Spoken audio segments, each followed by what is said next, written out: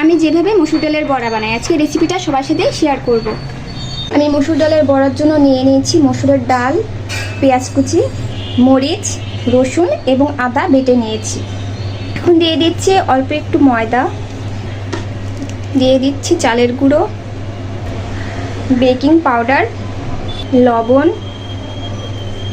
দেবো 1 চিমটে হলুদ, দিয়ে দিচ্ছি শাহি মশলা 1 চিমটে। এখন কিছু ধনিয়া পাতা ছিটিয়ে দেবো। ফোড়নগুলো আমি একসাথে মিশিয়ে নেব। এখন আমি বড়াগুলো দিয়ে দিচ্ছি। বড়াগুলো দিয়ে দিলাম, এখন আমি ভেজে নেব।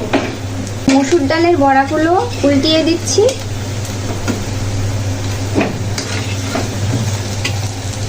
হয়ে গিয়েছে, এখন আমি পরিবেশন করব।